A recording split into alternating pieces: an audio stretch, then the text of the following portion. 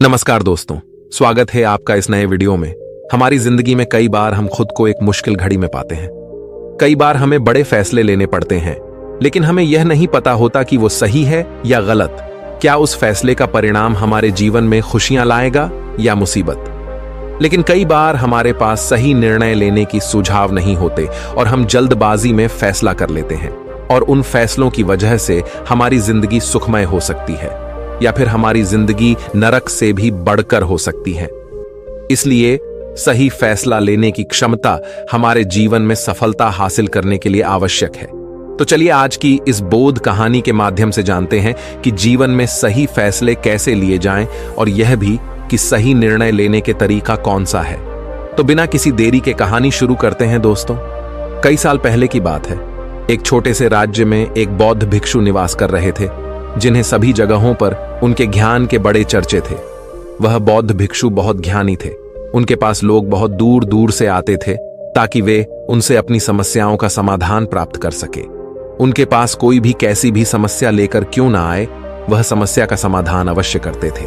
जब भी वह किसी की समस्या सुनते तो उस समस्या को बड़े ही ध्यान से सुनते, समझते, उसमें लीन हो जाते, और उसके बाद कुछ देर के लिए वह आंखें बंद करते और समस्या के बारे में अच्छे से सोच विचार करते और उसके बाद उसका समाधान देते। ऐसे में कोई भी व्यक्ति उनके बारे में केवल एक ही बात सोचता था, शायद इन साधु के पास कोई ऐसी चमत्कारिक शक्तियां हैं जिससे यह समाधान पूछते हैं और उसके बाद हमें वह समाधान बताते हैं। एक बार एक युवक ने उन महाराज से यह पूछ भी लिया, क्या आपके पास ऐसी कोई चमत्कारी शक्तियां हैं जिसके कारण आप हमारी समस्याओं का समाधान करते हैं, या आपके पास ऐसी कोई दिव्य दृष्टि है जिससे आप हमारी समस्याओं का समाधान खोज पाते हैं। उस युवक की यह बात सुनकर वह साधु जोर जोर से हंसने लगे, लेकिन उन्होंने उस युवक की बात का कोई जवाब नहीं दिया। उसके कुछ ही दिनों बाद उस राज्य में एक बड़ी अजीब सी घटना घटी। उस राज्य में एक बुढ़िया औरत रहा करती थी जो अपने पूरे घर में अकेले ही रहती थी। उसका कोई ना था। उस राज्य से होकर 4 मित्र अपने घर की ओर जा रहे थे। वे लोग दूसरे नगर में काम करके पैसा इकट्ठा करके अपने गांव की ओर जा रहे थे। ये बात बहुत पुराने जमाने की है, जब यातायात के साधन ना हुआ करते थे, इसलिए वे लोग पैदल ही यात्रा किया करते थे। इसी कारण वे चारों मित्र अपने अपने धन को इकट्ठा करके अपने गांव की ओर प्रस्थान कर रहे थे। उन चारों ने अपना अपना धन एक छोटी सी पोटली में रखा था और उसी पोटली में उन सब की सारी कमाई थी। तभी उन चारों मित्रों में से एक मित्र कहता है, मित्रों, इस तरह से यदि हम अपना धन अलग अलग रखेंगे तो इससे हमारा धन चोरी हो सकता है। क्यों ना हम अपना सारा धन एक ही पोटली में रख दें, जिससे हम सब इस पर ध्यान भी दे सकेंगे और हमारा धन सुरक्षित भी हो जाएगा। और जब हम अपने गांव पहुंच जाएंगे तो हम वहां पर अपना अपना हिस्सा इसमें से ले लेंगे। उन तीनों मित्रों ने उस युवक की बात मान ली और वे सभी मिलकर अपना धन एक ही पोटली में रख देते हैं और वे सभी मिलकर अपने गांव की ओर आगे बढ़ते हैं। चलते चलते काफी समय बीत चुका था और अब रात्रि होने वाली थी। तभी आगे चलकर रास्ते में उन्हें एक घर दिखाई दिया जहां पर एक बूढ़ी औरत रहा करती थी। रात्रि का समय भी हो चुका था और उन चारों मित्रों को रात रुकने के लिए कोई ना कोई जगह की आवश्यकता भी थी। ऐसे में उन चारों ने मिलकर यह योजना बनाई कि वे लोग आज रात इसी घर में ठहरेंगे। इसलिए वे चारों लोग उस घर की ओर आगे बढ़ते हैं।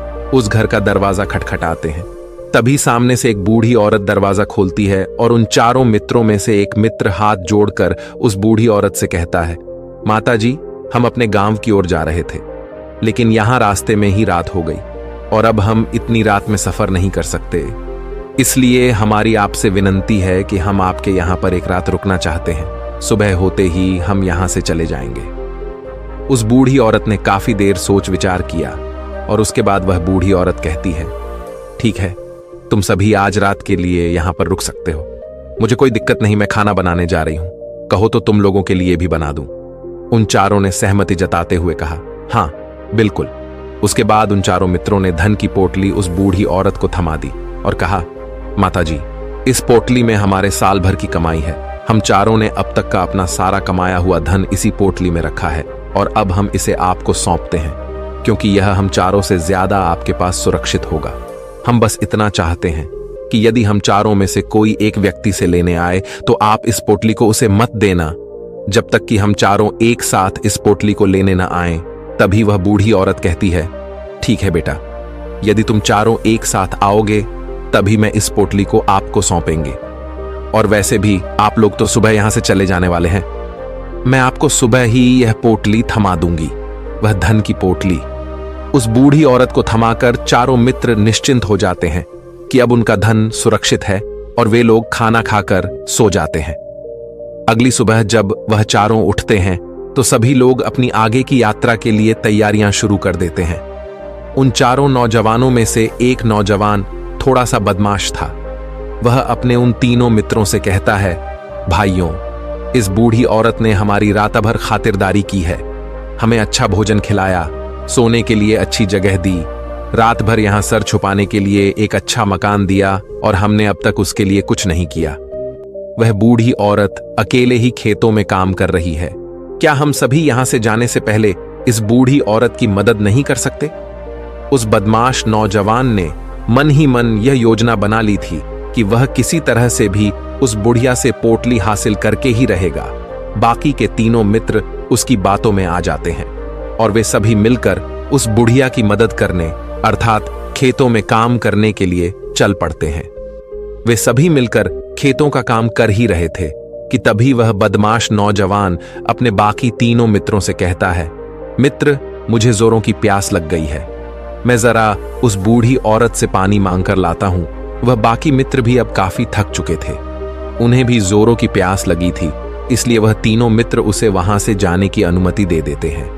जैसे ही वह बदमाश उस बूढ़ी औरत के पास पहुंचता है, वह उस बूढ़ी औरत से कहता है, माता जी, अब हम यहां से जा रहे हैं, कृपया करके हमारे धन की पोटली हमें वापस दे दें। इस पर वह बूढ़ी औरत कहती है, नहीं नहीं, जब तक तुम चारों एक साथ ना हो तब तक मैं वह पोटली किसी को नहीं दे सकती।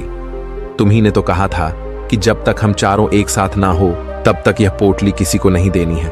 तभी वह बदमाश उन तीनों की तरफ इशारा करते हुए कहता, हे लाओ। उन तीनों ने सोचा कि हमारा मित्र हमारे लिए पानी लाना चाहता है, इसलिए वह हमसे आज्ञा मांग रहा है। तभी उन तीनों मित्रों ने इशारे में उस युवक से कहा, हाँ हाँ ठीक है, ले आओ। ये देख, उस बुढ़िया को यह लगने लगा कि अब ये चारों यहां से जा रहे हैं और ये अपनी पोटली मांग रहे हैं, इसलिए उस बुढ़िया ने वह कोठलाकर उस बदमाश के हाथों में रख दी और वह बदमाश उस पोटली को लेकर वहां से चला गया और बाकी के तीनों मित्र अपने खेत के काम में व्यस्त हो जाते हैं। कुछ देर के बाद जब वह तीनों खेत का काम करके वापस लौटते हैं और बुढ़िया से कहते हैं, माता जी, हमारा मित्र जो यहां पानी पीने आया था वह कहाँ गया? इस पर वह बुढ़िया कहती हैं, क्या वह पानी पीने आया था? पर वो तो कह रहा था कि हम चारों जा रहे हैं, कृपया करके हमारे धन की पोटली हमें थमा दें। तब तीनों बड़े आश्चर्य होकर उस बुढ़िया से कहते हैं, माता जी, हमने भला कब कहा वह पोटली मांगी थी? हमें तो प्यास लगी थी और हमने पानी के लिए इशारा किया था। तभी बूढ़ी औरत उन तीनों से कहती हैं, परंतु अब तो वह पोटली लेकर जा चुका है। तभी वह तीनों मित्र सर पकड़कर रोने लगते हैं और कहते हैं, माता जी, उसमें हमारा सारा कमाया हुआ धन था जो वह अकेले लेकर भाग चुका है। हमने तो आपको कहा था कि जब तक हम चारों एक साथ न आए तब तक आपको वह पोटली किसी को नहीं देनी है, फिर आपने ऐसा क्यों किया? इसमें आप ही की गलती है। हमने आपको उस पोटली की हिफाजत के लिए रखा था और आपने उसे एक ऐसे आदमी के हाथों में दे दिया जिसने हमारा सारा धन हमसे लूट लिया। हम बर्दाश्त नहीं करेंगे, हम राजा के पास जाएंगे और राजा से आपकी शिकायत करेंगे, न्याय की मांग करेंगे। अब तो इस बात का राजा ही फैसला करेंगे। तीनों नौजवान क्रोधित होकर राज दरबार में पहुंच जाते हैं और अपनी सारी समस्या उन राजा को बता देते हैं। जब वह राजा उन तीनों नौजवानों की बात ध्यानपूर्वक सुनता है तो वह तुरंत ही उस बुढ़िया को राज दरबार में पेश होने का आदेश देता है। राजा के आदेश पर राजा के सैनिक तुरंत ही उस बूढ़ी औरत को राज दरबार में पेश करते हैं और राजा भरी दरबार उस बूढ़ी औरत को दोषी करार कर देता है और कहता है, तुम्हें वह पोटली उस अकेले व्यक्ति को नहीं देनी चाहिए थी। जब उन्होंने तुमसे कहा था कि जब तक वह चारों एक साथ उस पोटली को लेने ना आए तब तक तुम्हें वह धन किसी को नहीं देना चाहिए था। इसमें तुम्हारी गलती है और अब तुम्हें इसका हर्जाना भरना होगा, तुम्हें इनका धन लौटाना होगा। राजा का यह आदेश सुनकर बूढ़ी औरत फूट फूट कर रोने लगती है और राजा से मदद की गुहार लगाती है और कहती हैं, हे राजन, मैं तो एक बूढ़ी औरत हूं और मेरे पास इतना धन नहीं है और ना ही मेरे घर में कोई ऐसा है जो धन कमाता हो। मेरे पास इतना धन नहीं कि मैं इनका धन लौटा सकूं। मैं तो अकेली हूं, बेसहारा हूं, कृपा करके मुझ पर रहम करे। लेकिन राजा उस बूढ़ी औरत की एक नहीं सुनता। वह बूढ़ी औरत रोते हुए अपने घर की ओर जा रही थी। ये सोच रही थी कि आखिर में इतना धन कहां से लाऊं, कि कैसे मैं उन लोगों का यह धन उन्हें लौट आऊंगी। मेरे पास इतना धन नहीं है। मैं क्या करूं, कैसे करूं, कहां से लाऊं इतना धन? यदि मैंने उनका धन नहीं लौटाया तो मुझे राजा मार डालेगा। वैसे भी मेरी ही गलती है। जब उन चारों ने मिलकर मुझसे कहा था कि जब तक हम चारों एक साथ ना आए तब तक वह पोटली किसी को नहीं थमानी है, फिर भी मैंने वह पोटली केवल उस एक व्यक्ति को थमा दी। इसमें गलती तो मेरी ही है। वह रोते रोते ये सारी बातें सोचते हुए अपने घर की ओर जा रही थी। तभी रास्ते में उस बूढ़ी औरत को वहीं संत मिले जो उस नगर में किसी भी समस्या का समाधान बड़ी ही सरलता और सहजता से करते हैं। उन्होंने उस बूढ़ी औरत से कहा, क्या बात है बेटी, क्यों रो रही हो? इस पर वह बूढ़ी औरत उस संत को सब कुछ सच सच बता देती है और कहती हैं, हे महाराज, इसमें गलती तो मेरी ही है। उन चारों ने तो पहले ही कहा था कि जब तक वे चारों एक साथ ना आए तब तक वह पोटली मुझे किसी को नहीं देनी है। लेकिन मेरी हिम्मत मारी गई थी जो मैंने वह पोटली केवल एक व्यक्ति को थमा दी और वह उनका सारा धन लेकर वहां से भाग गया। लेकिन अब मुझे यह समझ नहीं आ रहा कि मैं वह सारा धन कहां से लाऊं, कैसे जुटाऊं। मेरे पास इतना धन नहीं है और राजा ने तो आदेश भी दे दिया है कि मुझे उनका धन लौटाना ही पड़ेगा।